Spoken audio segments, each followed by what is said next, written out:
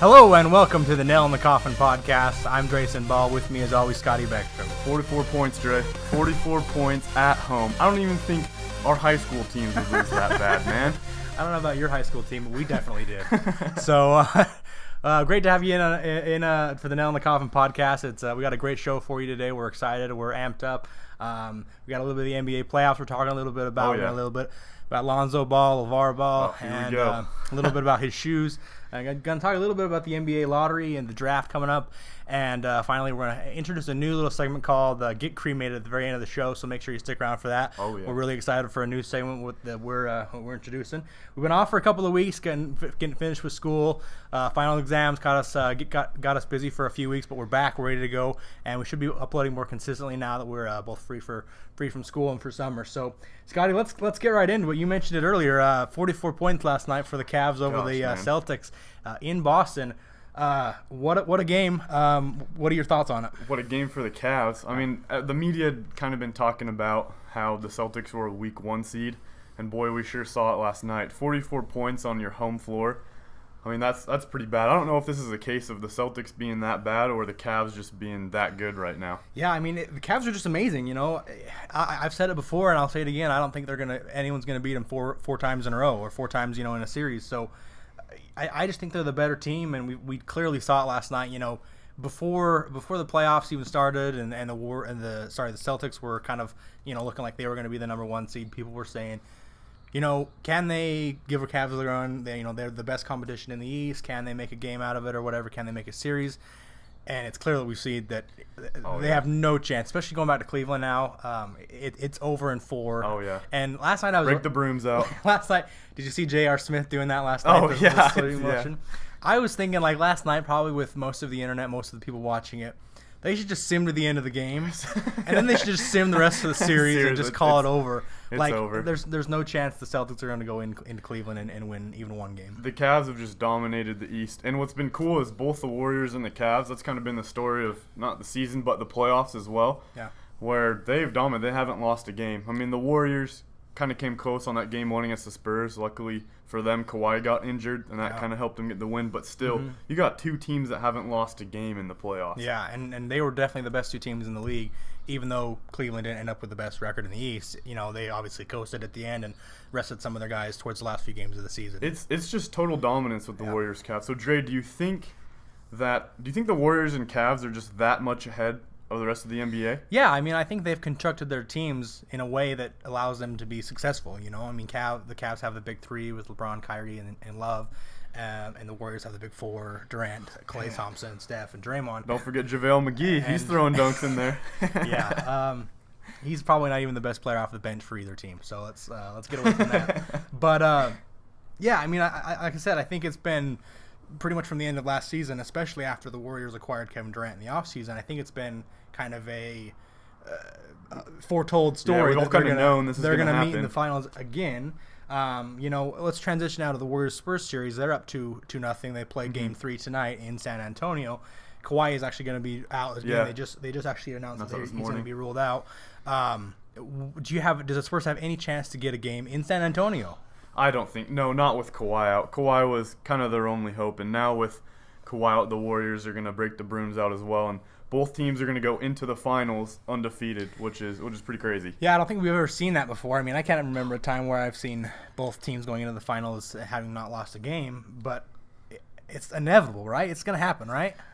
They got to. Yeah, it's got to happen. And with the Spurs, with Kawhi going out, there's no chance of. He was still in. I would say maybe they'd get a game or 2 because defensively the Spurs are pretty sound. They're pretty good fundamentally on the defensive end, but with Kawhi, their best player out, their best scoring option, it's done. It's over for them. And also the Spurs don't have Tony Parker as well. Yeah, that's a big. So 2 of their starting 5 from the entire season are gone. That's right. It's hard to give them a chance, even though they are a good team, a well-coached team. They still have a lot of pieces. They have LaMarcus Aldridge, Pau Gasol, who albeit is old. Yeah. Patty Mills, and they got some that Simmons kid who's a younger guy, but I wish they could win a game or two, just to make it a little more competitive. But I don't have really any hope for them. So. And it's been a fun playoff series, but we've all, I think, everyone who's watched have kind of known the end result. We all know it's going to be the Cavs, Warriors. But it's been a pretty fun playoff series. The Washington-Boston series was really fun. Right. When John Wall hit the game winner in Game 6, that was a good matchup. Yeah, that was a good series, and I think people like it when there's 6 or 7 games in a series. Watching a sweep really isn't that entertaining. So let me ask you this now. Especially. It is, we've heard a lot, that the Warriors, Cavs, being that they're so dominant, it makes it bad for the NBA.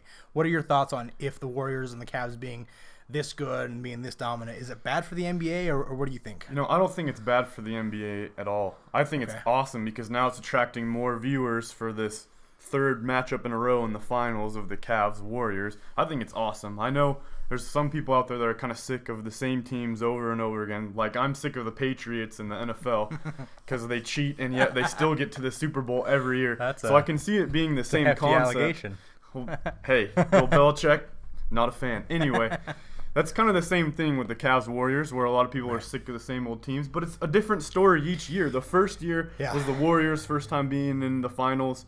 I guess in a long time. And then the Cavs' first finals appearance, pretty much in forever. Mm-hmm. And the second year of the finals, you had the 73 and the really good Cavs, or Warriors team, that set the record. Yeah. And then this year you have the KD Warriors versus the Cavs. So it's been a different storyline each year. This is the most hyped up year for it. Yeah. And I think it's going to be an awesome series. It kind of goes back. People always talk about the glorious Lakers-Celtics days when they were meeting every year in the finals. And no one ever says, "God, I got so sick of the Lakers and the Celtics." No one ever says that. They loved it. They love that. And I think a lot of times we tend to glorify the past, right? Mm-hmm. So we tend to look on the past and we think, oh, that vacation was the best, or oh, my junior year in high school was the best, or but during that vacation, during that junior year, you weren't saying that. You weren't saying this is the best year in school, this is the best vacation. You're complaining and things like that. But then you look back on it and you think that was so great because you get context of other things that have happened after it. And I think we're doing that with the Cavs Warriors right now because we're they're going to be in the finals again. It's been three years in a row. I think we're getting a little fatigued of it, but it's good basketball. These are the best two teams in the league, and why wouldn't you want to see the best two teams in the league, especially with a storyline like this? You have LeBron James, who's arguably the best player in the world. You have Kevin Durant joining the Warriors with that amazing storyline. Why wouldn't you want to see those two teams in the finals? Exactly. I'm always asking my dad and kind of that generation that watched Michael Jordan, how was Michael Jordan? Was he good? Was he amazing? And I feel like our kids are going to be asking us, oh, you got to watch LeBron against the Warriors? Yeah. You got to watch Steph against the Cavs? You got to see that series? Like, oh, that's so awesome. Tell us about it. Yeah. And it is good basketball. It's not – last night the Celtics had like 3 possessions in a row where they turned it over. Yeah. Just turnover. And not that the Warriors and Cavaliers don't turn it over, but they're just sound. They're good. And it's fun to watch. They're definitely hitting their peaks at the right time of the season. So I'm definitely excited for it. We're pretty much set that it's destined to going to be Cavs and Warriors. I don't think anyone watching this is going to question that at all. Sorry, San Antonio. Unless you're a Boston fan or a San Antonio fan. So let's just jump into this right now. So we've kind of compiled 3 reasons. So I'm very much for the Cavs, and I think that they are going to win the finals. And I'm very much for the Warriors, and I think they're going to win the finals. So we're pretty split on this. We're pretty split. So we've talked about this over and over and over, and we've bantered back and forth several times about why our team's going to win, or our respective team that we back is going to win. So we've kind of compiled the list of 3 reasons why I think the Cavs will win, and you've got 3 reasons why you think the Warriors will win. We don't know what either one has written, so we're kind of going to go back and forth. So why don't we start with you? Start with your least. Like your third reason why they will win, not starting with your most important, your least important reason why they will win. Gotcha. So my first big thing is I hear a lot that because Steph Curry and Kevin Durant's individual production are down, their points per game and whatnot are down, people are saying, well, the Warriors aren't as good as last season. The Warriors aren't as good. Well, actually, if we look at some stats, they're better statistically. And that's my number one reason is that the Warriors are statistically a better team than last year. Last year, they were averaging 114 points per game. This year, they're up to 116. Last year, they had 6.1 blocks a game. This year, they got 6.8 blocks a game. That's showing defensive improvement. Last year, they had 28 assists per game. This year, they got 30 assists per game. So they're sharing the ball a lot more.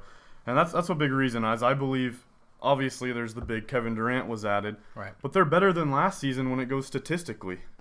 Yeah, I mean, I don't know. It's hard for me to say that because when Kevin Durant out, they won 15 games in a row or whatever it was, and they went like 15-20 over the next 20 games that he was out. And I think they looked back how they were. Now, I've watched him play with Kevin Durant, and on paper it looks like they're a better team, and clearly you have the stats to back it. But I don't know. I don't think they're as good as they were last year. Just because here's my reason why. Here's why they weren't as good as they were last year, and here's my third reason why they won't win the championship and why the Cavaliers will, is the depth. So the depth of the Cavaliers is far better than the depth of the Warriors, right? So the bench for the Cavs, you got Deron Williams, you got Kyle Korver, Channing Frye, Iman Shumpert, and Richard Jefferson. Those are the guys that play the most. Occasionally they'll throw in Derek Williams. He has not been playing much in the playoffs, but during the season he was productive, and so he could be thrown in there in a pinch. Here's the bench for the Warriors. Sean Livingston, who's old and got bad knees. Andre Iguodala, who's been battling a knee injury and he's old as well. Ian Clark, who's ever heard of Ian Clark? Matt Barnes, who you're not going to go to Matt Barnes. He got signed. And your boy JaVale McGee. So that bench of the Warriors against the Cavs bench. It's no question that the Cavs are deeper. So when Kevin Durant goes out, when Steph Curry goes out, when Clay and Draymond go out, you're going to be putting Ian Clark against Deron Williams. Like, I'm going to favor the seasoned veteran of Deron Williams, who's been to the playoffs, who's played in big games like that, over a guy like Ian Clark or even Matt Barnes or a hobbled Andre Iguodala. Yeah, I mean the Cavs have got a better bench. I don't deny that, but I don't think you do give them enough credit. The Warriors. I mean, how much Cavs or Warriors games have you really watched? JaVale McGee gets in there, and he actually, as much as I make fun of him, he actually gives them some pretty solid production. Like, he's a big presence, and like I said, he's kind of an idiot, but he gives them good minutes. McCaw had a great game last time. Yeah. And Iguodala, you can't undervalue Iguodala. He was the Finals MVP 2 years ago. Yeah, but that's 2 years ago, and now he's like 38 or 39 or 40 or 40. Well, Deron Williams is also old too. Well, I mean 2 years ago he was. But he doesn't have bad knees. He's not battling a knee injury right now. And like I said, I mean, I don't know. That's why I think the Cavs win. That's my third reason. So let's now move on to your second reason why you think they'll win. So my second reason why the Warriors are going to beat the Cavs this year, Dre, in the finals, is we go back to the season series, and this is a huge indicator of predicting matchups. Is the season series, and both these teams match up pretty well with each other. But I think the Warriors have the advantage in the matchup. You look at the two games, and they split the series. But you look at the first game, Christmas Day. I mean, we were all watching. The Warriors blew a 10-point lead, just like they blew a 3-1 lead last year in the finals. But they blew They were up for most of that game. I'm starting to see a theme here. They start blowing leads, start blowing 3-1 leads. I'm starting to see a theme here. So they were up pretty much the whole game, and then they blow a lead, and they have to have Kyrie come hit a game-winning shot with a second left to ultimately win by 1. Right. For the most part, the Warriors outplayed them that game, except for the end when they made a run, and Kyrie had to bail them out with a pretty lucky shot. It bounced off the rim a few times. It was a pretty lucky shot. Right. And then we have the return game in Oakland. Was a 35-point blowout by the Warriors. The Warriors absolutely destroyed them in Oakland. So you got the Cavs who barely win in Cleveland, and then you got the Warriors who destroy the Cavs in Oakland. So now we're going back on games on January where the Cavs didn't even care. Cavs did not even care about that game. The Cavs and the Warriors, they both care about the game because whether anyone says or not, this is a rivalry, and both the teams want to beat each other because there's LeBron is the smartest player we probably ever seen in the league. He's the smart. He knows if we go in here and we give him all we got. What was his ACT score? I don't care. Do you care about what Michael Jordan's ACT score was? He goes. Why would he say to his team, "Hey, let's go into Oakland. Let's give it everything we got. If we lose by 2 points, we're going to give the Warriors hope that they can beat us." Coming off of 3 games. There's no way they tank that game. 4 games in a row that they beat the Warriors in a row. There is no way they tank that game. They care about this game. You can see the intensity in the matchup. I don't think they care about it. You probably turned it off after they were down 20. No. Because you love the Cavs. But, man, you can see the intensity in the match. They care. They don't just throw. The Cavs didn't throw the Warriors game because it was the 4th on a 4-game road trip. I think they did. All right, Dre, what's your second reason? 35-point blowout in Oakland. So here's my second reason. So the Cavs are a more physical team. than the Celtics. Obviously, the Celtics. They're a more physical team than the Warriors, right? So we saw it last year in the finals against the Cavs and the Warriors, where the Cavs were just bigger, faster, stronger, and they could just bully ball against the finesse Warriors. Steph Curry's a great shooter, but if you take away Steph Curry's shooting, what is he? Have you not seen him get to the hole? Have you not seen his crossovers between his scoops, his layups? He can't defend. He's not physical. He can't back you down. Klay Thompson without shooting is nothing. He's a good defender, but he's not physical. He's not a physical defender. He can stay in front of you. Kevin Durant, give me a break. He's a skinny little rail. But, the only good defender they have on their team, really, honestly, is Draymond Green. Klay Thompson is good, but come on, he's not gonna slow down the likes of LeBron James or anyone like that. They're gonna be more physical, and in finals games and high pressure situations like that, the physical team typically wins because they're going to the basket, they're being more aggressive, they're taking the ball to the hole, they get more fouls called on them or called for them. That's why I think they're gonna win, is physicality. Yeah, I agree with you where the Cavs are a lot more physical team. Hopefully they should have used that physicality in the 35-point blowout in Oakland then. Come on. If they were more physical. Come on now. What's your next point? Come on, move on now. As for my last point, and arguably my most important point, I think, is Kevin Durant's will. Kevin Durant leaves the Oklahoma City Thunder, who absolutely loved him. They're up 3-1 on the Warriors. The whole state loves him. I mean, when there was a tornado there in 2010, the little kids when they were locked in the school building, they said, "Oh, Kevin Durant, come save me." That's who he was. They thought he was a superhero. He leaves Oklahoma City to go to Golden State because he wants to win a championship. Kevin Durant wants this bad. And here's the thing: where was his will in 2012? You need a guy like this. Where was his will last year in the Western Conference Finals? In 2010, the Los Angeles Lakers got Metta World Peace, Ron Artest. And he was kind of the guy. They had just won in 2009, Kobe's fourth. Metta World Peace, Ron Artest comes, and he fuels them because he wants a ring. And that really, really helped them in Game 7 when Metta dropped 20 points, and they ended up winning. So Kevin Durant wants this. Why would he leave somewhere where he's worshipped, well, where he's loved, he wants it. Go to the Warriors? I want to win the NBA championship. And Kevin Durant's will is ultimately going to get them past the Cavs because he wants this bad. But I don't know. That's probably your weakest argument because no way. Where was his will in 2012 in the finals? He wasn't as good as he is now. Oh, come on. LeBron's better than he was in 2012. He was the second best player in 2012, just like LeBron was the first best player. LeBron wasn't as good as he is he's better now in 2012. Exactly. So if they each progressed at the same rate, they progressed. Yeah, they in 2012 they were the same distance apart, right? They're Kevin the same Durant level if they progress the same. Is going to fuel the Warriors because it's all on him. He's the enemy. He's the villain in the NBA. I think he's going to choke. And I think he's going to choke. Can't wait for June. I think Steph Curry's he's gonna be in like he has in the finals the last 2 years. He's not going to produce. And I think that's what's going to happen. And my final point, and need I say more? All hail the king. LeBron James is the best player we've ever seen in basketball. Oh, he's had the that's best a pretty tall statement. Playoffs probably of anyone ever. Let me just read you some of his numbers from the playoffs, right? Yeah, let's hear it. He's averaging 34.3 points per game, right? 8 consecutive games he scored 30 points or more.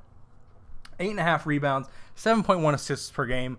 Those numbers are down because they've blown out the Celtics twice and he only had 4 assists in both games. That's why those numbers are down. He's shooting 57% from the field. 57%. That's a high percentage. And 46% from 3. He's shooting a higher percentage from 3 than Steph Curry. Come on now. LeBron is going to will his team. You're talking about will. LeBron willed his team from a 3-1 deficit last season.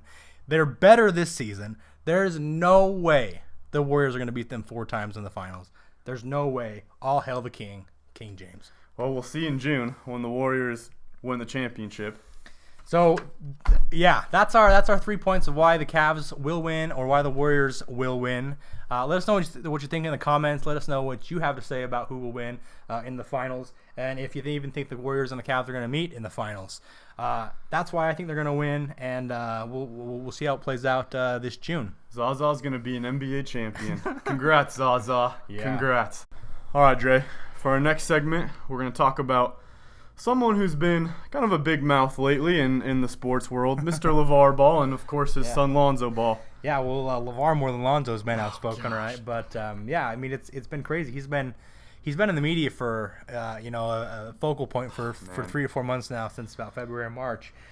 And it's just gotten worse, to be honest with you. It really has. He's been very outspoken about wanting Lonzo to play for the Lakers. That looks even more like it's going to happen. It looks now like it's going to happen. Second pick. Of course, anything could happen. But also the shoes that he came out with, that was a big deal. That's been a big thing in the media. $495.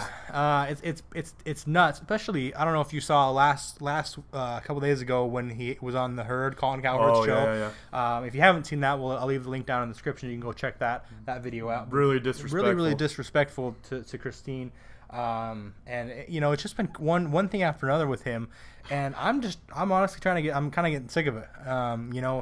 I kind of just want the draft to be over, and so he can shut back up and go back in his hole. He's been really outspoken. He's been really annoying. But when we really think about it, all he's trying to do is promote his brand. Right. And it's pretty genius. He gets out here. He says he can beat Michael Jordan 1-on-1. Says how amazing his sons are. Mm-hmm. And I don't know if many people know this, but he's got 2 more sons actually that have both committed to play for UCLA already. So Lonzo's just the beginning. So if you don't like LeVar Ball now, you're gonna have a few more years of it. Yeah, I mean.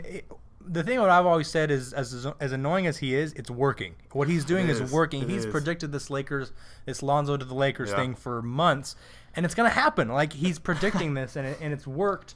And 3 months ago, 4 months ago, who was the most anticipated player coming out of the draft? It wasn't Lonzo Ball. It was probably Jason Tatum or Markelle Fultz, probably for sure. But it definitely wasn't Lonzo Ball. And now it's Lonzo Ball. No one even cares about Markelle Fultz. Yeah, seriously. He's going to go to the Celtics or whatever. They might trade it, whoever he might go to. No one's going to care about where he goes or what he does. Anyone's only going to care about Lonzo, where he goes, which is going to probably be the Lakers, and how he does. And what I hate about it is, and then we're sitting here and we're still talking about him, and we're still complaining about him, and it's working. What he's doing, he's getting his big baller brand out there with his $495 shoes. Who's he trying to sell to? Bill Gates? Like, who? Donald Trump? Who are you trying to sell those $495 shoes to? Even if I had an extra $500 laying around, I wouldn't spend them on shoes. Especially Lonzo's. Yeah, I mean that's a car payment for a really nice car. Seriously, right? man, I mean, what are you doing? I understand what he's trying to do. He's trying to market. He's trying to get the name out there. He's trying to get hype for his son. I get it. But you do gotta calm down, I think, a little bit now, especially towards the end of the regular season, I guess the playoffs, and going into the draft. I think you need to back off just a little bit, especially with what happened last couple days ago with his disrespect. And that was a very bad image for him, and I don't know what's gonna happen after that, but I think you just gotta calm down a little bit. One thing that blows my mind with him is, once again, he's doing a great job with his marketing of his brand. But LeBron signed a $1 billion contract with Nike. The official numbers weren't released, but people speculate it's about $1 million. So it was $1 billion. Yeah. So it was $1 billion with a B for a lifetime contract with Nike. And now LeVar Ball is saying he'll sell his big baller brand to Adidas or Nike or Under Armour for $3 billion. $3 billion. So you're telling me that your 3 sons are going to be worth 3 times as much as LeBron, who's the second greatest player ever. Yeah. 3 times. Yeah, I mean that I think he lost all credibility when he said that. $3 billion. I mean, more than LeBron. $1 billion. If all of his sons are great, $1 billion is going to look pretty good. Yeah, that's going to look like fair, a steal. It's 3 athletes. But that's only if they're all great. Exactly. Like, when have we ever seen that? Like, even the Currys. Yeah. Dell was pretty good. Seth is decent at best. And then Steph's obviously great. Yeah. But how often have we seen 3 players, brothers? We kind of saw it with the Plumlees at Duke. Yeah. You remember Mason Plumlee, Miles Plumlee, those guys? But they're kind of irrelevant in the NBA. I mean, same with the Lopez brothers. They're decent, but again, I wouldn't give Robin and Brooke Lopez $1 billion for a shoe. Seriously, no one's gonna buy it, right? So I understand if they're great, $1 billion looks amazing for all 3 of them, right? But I think you're a little premature in saying that, especially now he's lost all credibility. Saying $3 billion. Maybe 15, 20 years down the road, $3 billion won't look like as much as it does now, and maybe his sons are great. It might turn out to be a thing, but again, I mean, it's working what he's doing, but it's just getting tired and old in the media. No, I agree with you. So let's switch gears. Let's talk about Lonzo. Last show we did, we both thought that he was the best prospect. That we'd both probably pick him. Yeah. What do you think about his career? His dad's really hyping him up. Do you think he's gonna be pretty good in the NBA? Do you think he's gonna be amazing? Is he getting hyped up? It's hard to tell because for a long time we've always had players who come out of college that we think are going to be great. Yeah. A la Greg Oden. Anthony Bennett. One of the worst busts in history. All these guys. There's a list that goes on and on and on. That goes of high profile college athletes coming out of into the draft and just not playing well. And so I don't know. It's hard to tell. It's hard to say from now what he's going to be like. Whether the pressures of playing in LA are going to get to him, I don't know. I do think he has probably the highest upside of anyone in the draft, except for maybe Jason Tatum. Yeah. Markel Fultz can come in and score right away, but I don't know if he's going to have as highest upside as Lavar or Lonzo or Jason Tatum. Josh Jackson. Jackson even. So I don't know. I mean, I hope that he does well, especially after all this hype. Like, it would kind of be funny though if after all this hype, he comes in and is a bust and he's terrible and I think a lot of people would get some satisfaction out of that. Lavar would kind of have to eat his words. Seriously. I don't know. I hope he plays well. I mean, I can see him being like a Jason Kidd, a Michael Carter Williams, who was supposed to be one of those players that were supposed to be really good, a lengthy point guard that was coming in, and Michael Carter Williams has underachieved. And if he turns out to be like Jason Kidd, we're going to be saying, he's a great player. So I'm gonna throw some stats out to you. Oh, great. I've dug into this a little bit because I really want to figure out if Lavar's on to something or if he's a little bit crazy. Okay.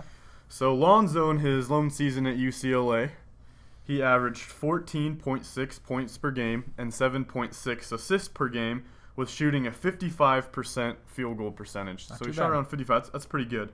And comparing that to the couple other studs of the NBA, a couple other all-stars of the NBA, because Lavar is making it seem like his son's going to be an all-star. So I just brought a couple of all-stars college numbers up to see some comparison. Russell Westbrook averaged 12.7 points per game, 4.3 assists, and shot 46% from the field. Okay. So with that, Lonzo's got a pretty better percentage. Isaiah Thomas, who played at Washington, averaged 15.5 points per game with 2.6 assists and 41% from the field.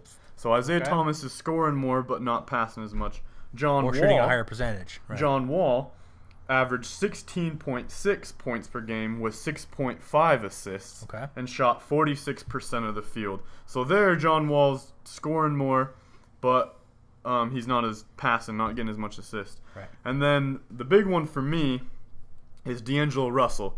Because there's been a lot of speculation where if Lonzo goes to the Lakers, they're going to get rid of D'Angelo, ship him off to Indiana or somewhere. Right. D'Angelo Russell averaged 19.3 points per game in college, had 5 assists, and shot 45% of the field. Okay. So when you look at it, Lonzo isn't scoring as much as these other all-stars, but he's getting a lot more assists. So that's kind of the comparison on that. And that's what we've been heard said for a while now. He's going to make his teammates better, which those numbers clearly indicate. 7.5 assists a game, 7.6 assists per game. That's a good number, especially in college. In the NBA, people can knock down shots. So you're going to go from 7.6 to 9 or 9.5 or whatever because people just can knock down more shots, right? And the thing that stood out for me is I'm a big field goal percentage guy. That shows to me how efficient you are. So he's shooting 55%, higher than anyone on the list you mentioned. And obviously it's a short list, but I think shooting a higher percentage shows a couple of things. It shows that you have good judgment. You take good shots. You take smart shots. You have a good judgment. That's going to translate into the NBA because you can, you have to work to get a good shot in the NBA. And I think Lonzo Ball has that capacity in his mind to get good shots. It shows efficiency that he's a good shooter. He can knock down shots. He can knock down open shots. And, even with his funky release, people have said that's going to be an issue. But what does it matter if it goes in? And that percentage, 55%, is a great percentage. Exactly. That's up in the LeBron territory. On his level, huh? Not that I'm saying he is worth $3 billion. Not that I'm saying Lonzo's going to be LeBron. I'm not saying that. But that's a very high efficiency for someone coming into the NBA.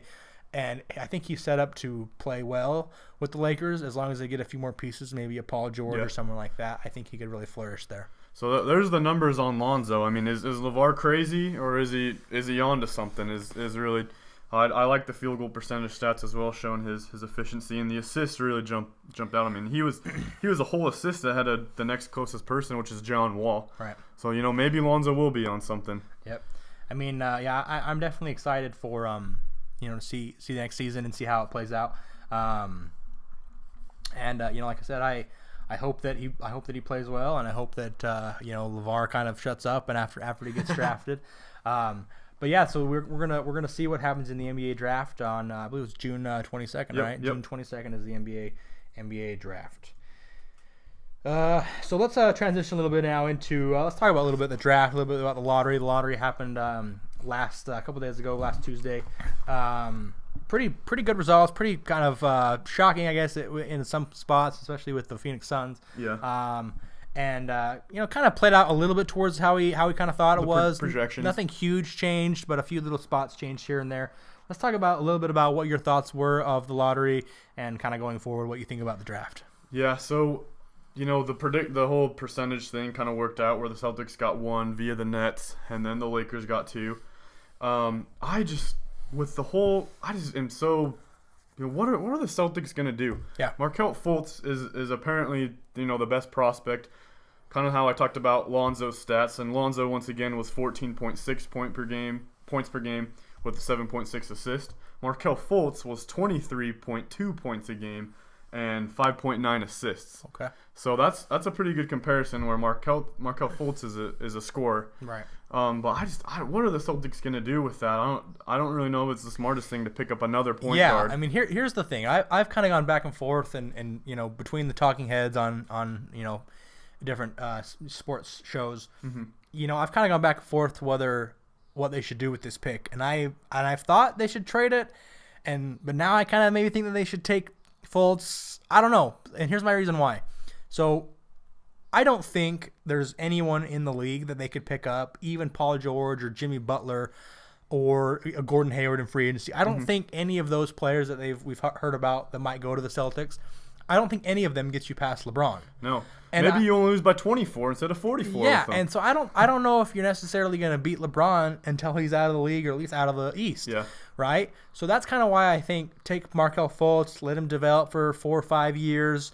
Maybe 5 years from now, LeBron's in his last stretch. Maybe you can sneak by him then. So that's why I think maybe you should take him and play behind Isaiah Thomas and let him develop, and then maybe you could deal Isaiah Thomas in 3 or 4 years for a different piece, maybe. I don't know. But then I kind of think, well, they should trade him, and they still got to at least try. I mean, it's hard to sell to your fans.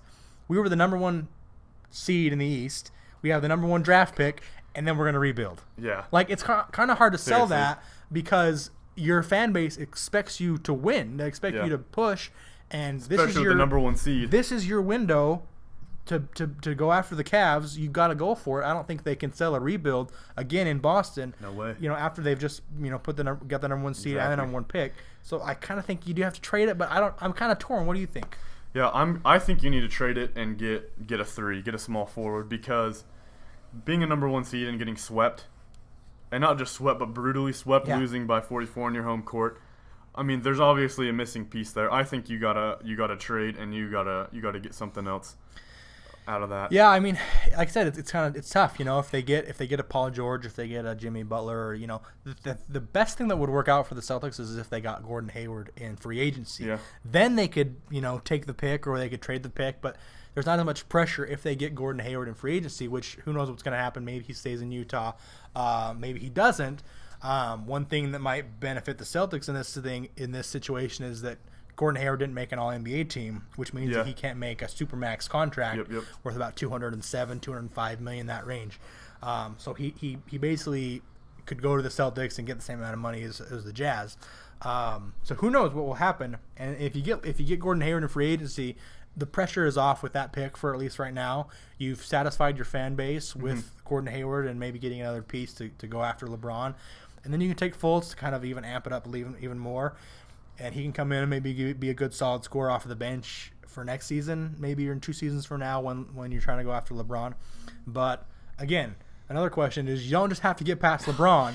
You got to get past the Warriors too. So maybe you draft to get past LeBron, but you still got to face a juggernaut, which is the Warriors. That's right. And I don't, I just don't see it happening for the next 3 or 4 years at least. Anyway, switching gears, getting off the Celtics a little bit. The Phoenix Suns I wanted to mention. Yeah. So I saw a stat this year that the Kentucky Wildcats, now that this is college ball, the Kentucky Wildcats, the average age of their starting 5 was older than the Phoenix Suns starting 5. Wow. Now let me repeat that. The Kentucky Wildcats starting 5 is older, their average age, than the Phoenix Suns. Starting 5. No, starting 5. So that's scary. Especially because Kentucky's known for being one and done. Exactly. So there's a lot of 19, 18-year-old, 17, or not 17, 18, 19, 20-year-old kids.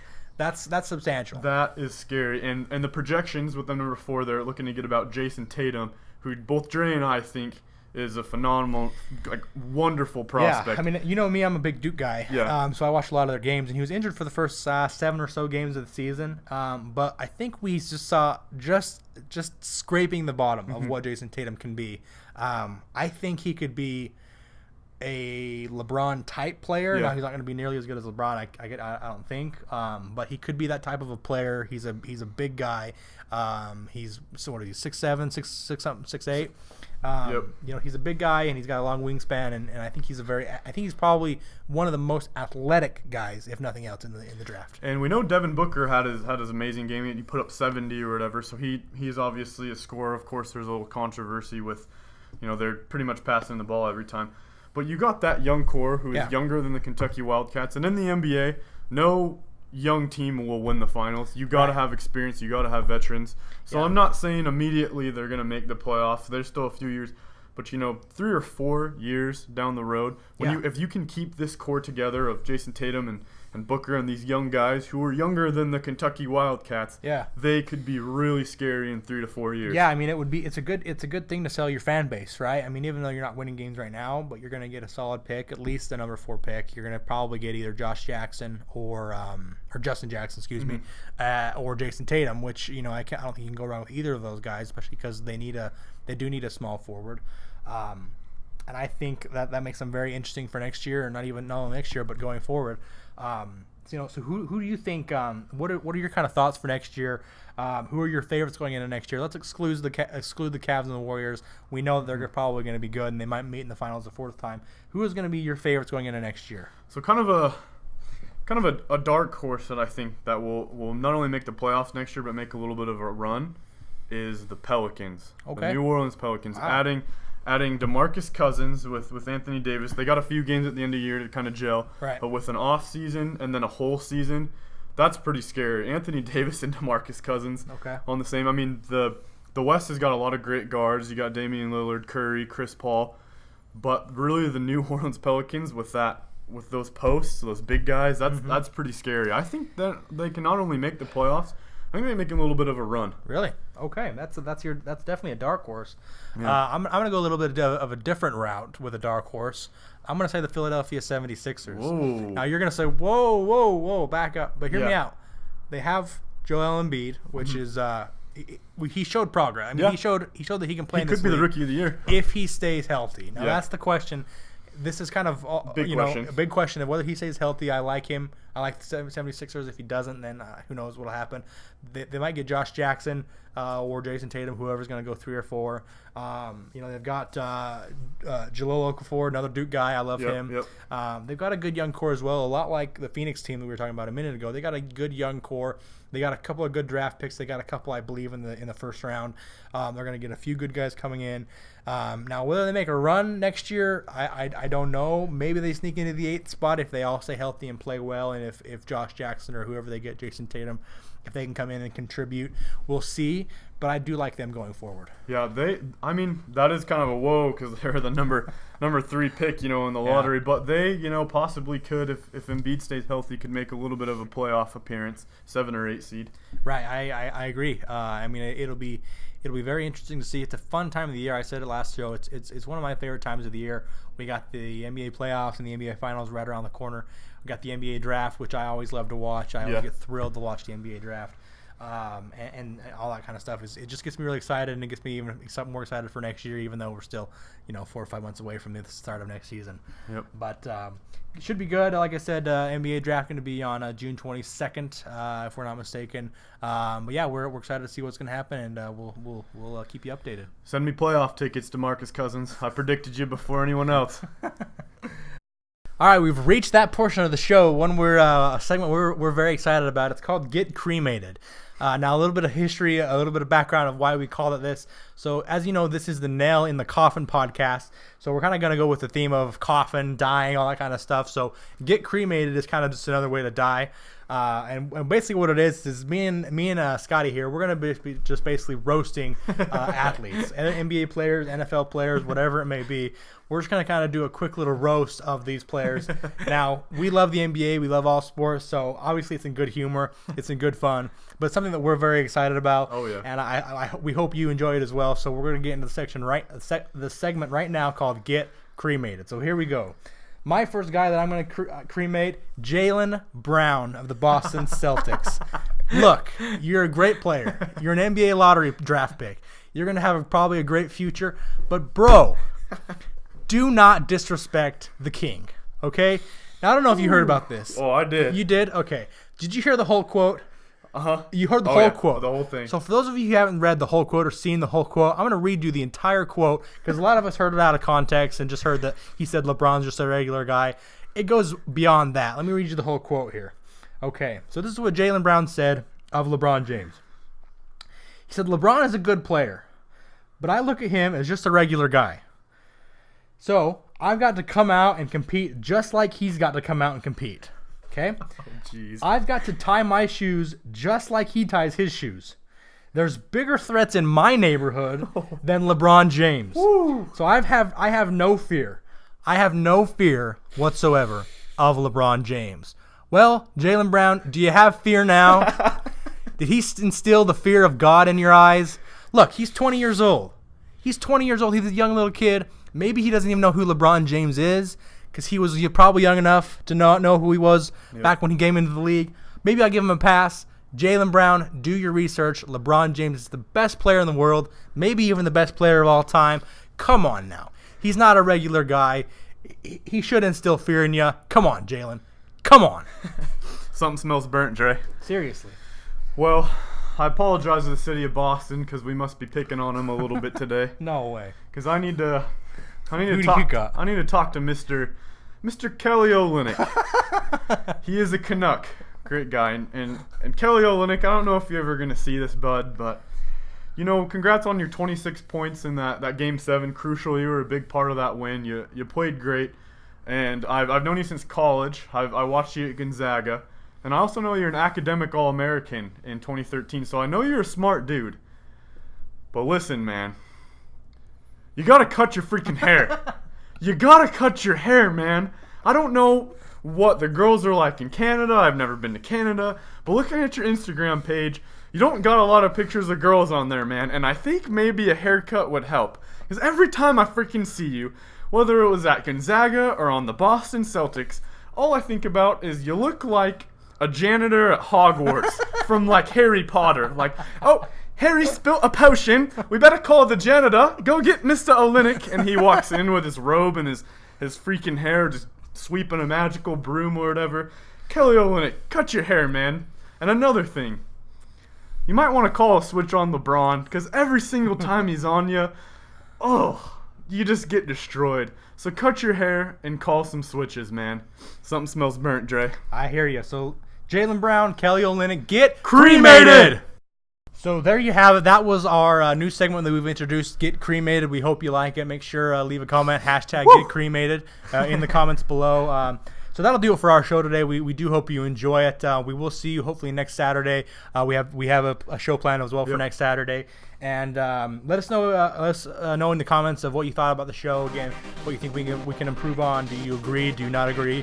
Make sure you like the video and subscribe. And we'll see you next time on Nail in the Coffin Podcast. For me, Drayson Ball, my co-host Scotty Beckstrom. Later. Sorry, Kelly. We'll see you next time.